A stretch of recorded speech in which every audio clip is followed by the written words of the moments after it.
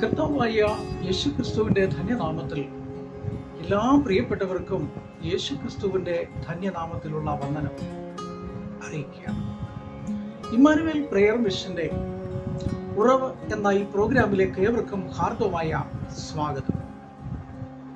കർത്താവിൽ പ്രിയരെ, എല്ലാവരും സുഖമായിരിക്കുന്നു എന്ന് കരുതുകയാണ്. എല്ലാ പ്രിയപ്പെട്ടവരെ ഓർത്തുകൊണ്ട് ഞങ്ങൾ നിങ്ങൾക്ക് വേണ്ടി പ്രാർത്ഥിക്കുന്നു.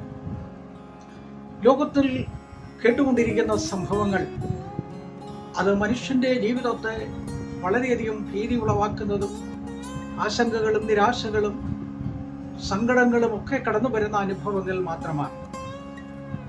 ഇതിൻ്റെയൊക്കെ മധ്യത്തിൽ നമ്മളെ ഓരോ ദിവസവും ദൈവം നടത്തിക്കൊണ്ടിരിക്കുന്നു. ആരോഗ്യവും സൗഖ്യവും പ്രത്യാശയും ഒക്കെ നൽകി ദൈവം നടത്തുന്ന വിധങ്ങളൊക്കെ അതിശ്രേഷ്ഠമാണ്. അതിനൊക്കെയും നമ്മൾ നന്ദി പറയുവാൻ കടപ്പെട്ടവരാണ്. കഴിഞ്ഞ ആഴ്ചയിൽ നമ്മൾ ചിന്തിച്ചതായിരിക്കുന്ന വിഷയം, ശൂന്യംകാരിയായിരിക്കുന്ന സ്ത്രീ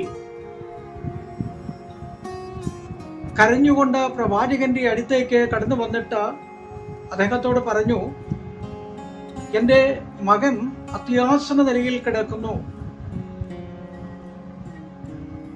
പനിയായിട്ട് കിടക്കുന്നു, അതുകൊണ്ട് നീ വീട്ടിൽ വന്ന് സൗഖ്യമാക്കണമേ എന്ന് അപേക്ഷിച്ചു. എലീശ തന്റെ ശിഷ്യനെ പറഞ്ഞു വിടുകയാണ്. ശിഷ്യൻ വടി ആയിട്ട് കടന്നു ചെന്നു, വടി വെച്ചു. പക്ഷെ കുട്ടി എഴുന്നേറ്റില്ല, കുട്ടി മരിച്ചുപോയി. അവൾ വീണ്ടും പ്രവാചകന്റെ അരികിൽ വന്ന് പറഞ്ഞു, എന്റെ കുഞ്ഞു മരിച്ചുപോയി, ഞാനൊരു കുഞ്ഞു വേണമെന്ന് ആവശ്യപ്പെട്ടില്ല, അങ്ങ് തന്നെയാണ് എനിക്ക് വഴികളും ഈ അനുഗ്രഹങ്ങളും ഒക്കെ പ്രാർത്ഥിച്ച് നൽകി തന്നത്. അതുകൊണ്ട് എന്തെങ്കിലും ഒരു പരിഹാരം നൽകണമേ എന്ന് പറഞ്ഞുകൊണ്ട് അവൾ കരഞ്ഞപേക്ഷിച്ചു. അവളുടെ കണ്ണുനീര് കണ്ടിട്ട്, അവളുടെ വേദന കണ്ടിട്ട്, അവളുടെ നൊമ്പരം കണ്ടിട്ട് പ്രവാചകൻ ആ വീട്ടിലേക്ക് കടന്നു ചെന്ന് വാതിലടച്ച് ആ കുഞ്ഞിന്റെ കട്ടിലിൽ കയറി കിടന്ന് തൻ്റെ ശ്വാസം ആ കുഞ്ഞിന് നൽകി കുഞ്ഞിനെ വീണ്ടും ജീവിപ്പിച്ചു. അത്രമാത്രം വിശ്വാസത്തിലേക്ക് കടന്നു വന്ന ഒരു വ്യക്തിയായിരുന്നു ശൂന്യംകാരി.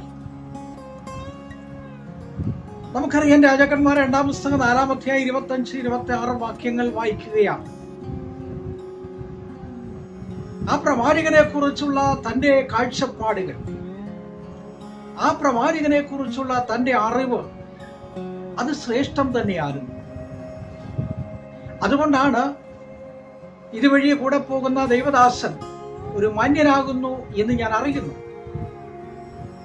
അങ്ങനെയാണ് ആ ദൈവദാസനെ വീട്ടിൽ അതിനുള്ളതായിരിക്കുന്ന സൗകര്യങ്ങളൊക്കെയും ഒരുക്കി കൊടുക്കുന്നത് നമുക്ക് കാണാൻ സാധിക്കുന്നത്.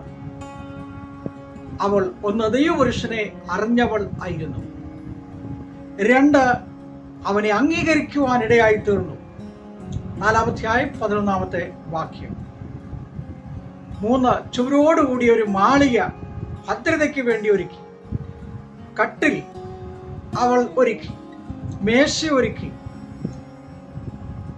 ഇരിപ്പിടം കസേര ഒരുക്കി, നിലവിളക്ക്, ഇതെല്ലാം ഒരുക്കിയാണ് ആ ദൈവദാസനെ വീട്ടിൽ വരവേറ്റത്.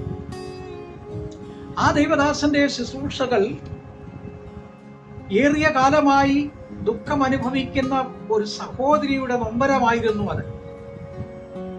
മക്കളില്ലാത്ത ഏകാന്ത ദുഃഖത്തിൽ, പുത്രദുഃഖത്തിന്റെ വേദനകളിൽ, നൊമ്പരങ്ങളിൽ, അത്യധികമായിരിക്കുന്ന വേദനയോടുകൂടെ ദിനരാത്രങ്ങൾ കടന്നു പോകുമ്പോൾ അവൾക്ക് വലിയൊരു പ്രത്യാശയുണ്ടായിരുന്നു. ഇന്നല്ലെങ്കിൽ നാളെ എൻ്റെ ഭവനത്തിൽ ഒരു അത്ഭുതം നടക്കും. എന്നെ കേൾക്കുന്ന വത്സല്യ പ്രിയപ്പെട്ടവരെ, ഇതുപോലെ എത്രയോ സഹോദരിമാർ ജീവിതത്തിൽ നൊമ്പരങ്ങളുമായി കഴിയുന്നു, വേദനയോടെ കഴിയുന്നു, വളരെയധികമായ ക്ലേശങ്ങളിൽ ജീവിക്കുന്നു. ആയിരക്കണക്കിന് പണം മുടക്കി, ലക്ഷക്കണക്കിന് പണം മുടക്കി ഓരോ ആശുപത്രികളിൽ മാറി മാറി കയറിയിറങ്ങി യാതൊരു ഫലവുമില്ലാതെ എല്ലാ പ്രതീക്ഷകളും നഷ്ടപ്പെട്ട ജീവിതത്തിൽ ആയിരിക്കുന്ന എത്രയോ അനുഭവമുള്ളവരുണ്ട്. അവരുടെയൊക്കെയും ജീവിതത്തിൽ എത്രമാത്രം വേദനകളുണ്ട്, നീ വിശ്വസിക്കുന്നു എങ്കിൽ നിന്റെ ജീവിതത്തിൽ ചില അത്ഭുതങ്ങൾ നടക്കും. ഉദരഫലത്തെ നൽകുവാൻ കഴിയുന്ന ദൈവമാണ്. ഹന്നയുടെ പ്രാർത്ഥന ദൈവം കേൾക്കുവാൻ ഇടയായത് ഹന്ന ഏറിയ നാളുകളായി നിന്നെ അനുഭവിച്ചൊരു സഹോദരിയാണ്. പെനീന എന്ന് പറയുന്ന സഹോദരിയോട് ഒന്നിച്ചുള്ള വാസത്തിൽ തന്നെ നിരന്തരമായി വേദനിപ്പിച്ചു. വാക്കുകൊണ്ട്, പ്രവൃത്തികൾ കൊണ്ട്, ചെയ്തികൾ കൊണ്ട്, ആഹാരമെടുക്കുമ്പോൾ, ആഹാരം കഴിക്കുമ്പോൾ, വസ്ത്രമെടുക്കുമ്പോൾ, ധരിക്കുമ്പോൾ, യാത്രയ്ക്കൊരുങ്ങുമ്പോൾ, യാത്ര പോകുമ്പോൾ എന്ന് വേണ്ട ജീവിതത്തിന്റെ ഏത് മേഖലയിലും തന്നെ തകർത്തു കളയുന്ന വിധത്തിലുള്ള വാക്കുകൾ ശരവർഷം പോലെ കടന്നു വന്ന് ജനിക്കുന്ന അവസ്ഥകളുണ്ട്. അവളൊരു തീരുമാനമെടുത്തു, ഞാൻ യഹോവയുടെ സന്നിധിയിൽ കരയും. അങ്ങനെയാണ് ദേവാലയത്തിൽ കടന്നു എന്ന് താൻ സങ്കടം ബോധിപ്പിച്ച് യഹോവയോട് പ്രാർത്ഥിച്ചു. ഒരു നേർച്ച നേർന്നു. ദൈവം അവൾക്കൊരു കുഞ്ഞിനെ നൽകിക്കൊടുത്തു. ഒന്ന് വിശ്വസിക്കുന്നുവെങ്കിൽ ദൈവത്തിന്റെ മഹത്വം നീ കാണും. ഇന്നെന്നെ കേൾക്കുന്ന പല പ്രിയപ്പെട്ടവരുടെ ഉള്ളിൽ വേദനയുണ്ട്. അനേക സഹോദരന്മാരുടെ വേദനകളുണ്ട്. അനേക കുടുംബങ്ങളിൽ നൊമ്പരങ്ങളുണ്ട്. മറ്റാരോടും പറയുവാൻ കഴിയാത്ത വിധത്തിൽ തലമുറയെ ഓർത്ത് വ്യാകുലപ്പെട്ടുകൊണ്ടിരിക്കുന്ന അനേക പ്രിയപ്പെട്ടവരെ ദൈവം നിങ്ങളുടെ ജീവിതത്തിൽ 2026 അത്ഭുതങ്ങൾ ചെയ്യും. ഇന്ന് നിങ്ങൾ കുറിച്ചു വെക്കുക, ഈ ഡേറ്റിൽ കുറിച്ചു വെക്കുക. ദൈവം ചില അത്ഭുതങ്ങൾ നടക്കും. കർത്താവിന് സ്തോത്രം. പുതിയ നിയമസഭയിലേക്ക് കടന്നു വരുമ്പോൾ അപ്പോസ്തല പ്രവൃത്തികളുടെ പുസ്തകത്തിൽ വായിക്കുമ്പോൾ അപ്പോസ്തലന്മാർ എല്ലാവരും ഒരുമിച്ച് പ്രാർത്ഥിക്കുവാൻ കടന്നു വന്നു. അങ്ങനെ വരുവാനുണ്ടായ കാരണം യേശു കർത്താവ് മരിച്ച് അടക്കപ്പെട്ട ഉയർത്തെഴുന്നേറ്റ് കഴിഞ്ഞപ്പോൾ അവരെ മലയിലേക്ക് കൂട്ടിക്കൊണ്ടുപോയി കരങ്ങൾ ഉയർത്തി അവരെ അനുഗ്രഹിച്ചു. അവരോട് പറഞ്ഞു, ഉയരത്തിൽ ശക്തി പ്രാപിക്കുവോളം പാർക്കുക. ആ ശക്തി ലഭിക്കപ്പെട്ടതിന് ശേഷം യെരൂശലേമിലും യഹൂദയിലും ലോകത്തെല്ലായിടത്തും എന്റെ സാക്ഷികളാകുക. ആ പരിശുദ്ധാത്മാവിന്റെ ശക്തി നിങ്ങളിൽ വരുമ്പോൾ സകല സത്യവും തിരിച്ചറിയും. പാപത്തെക്കുറിച്ചും നീതിയെക്കുറിച്ചും ബോധ്യപ്പെടുത്തും. അതുകൊണ്ട് നിങ്ങൾ ഓരോരുത്തരും ആ പരിശുദ്ധാത്മാവിന്റെ ശക്തിയെ പ്രാപിക്കുവാൻ കഴിയുന്നവരായിരിക്കണം. ഈ മരുഭൂ പ്രയാണ യാത്രകളിൽ ഔദ്യോഗികമായിരിക്കുന്ന പലവിധമായ പ്രയാസ പ്രതിസന്ധികളുണ്ട്. നമുക്കറിയാം, നെഹമ്യാവ് ഒരു നല്ല ജോലിക്കാരനായിരുന്നു.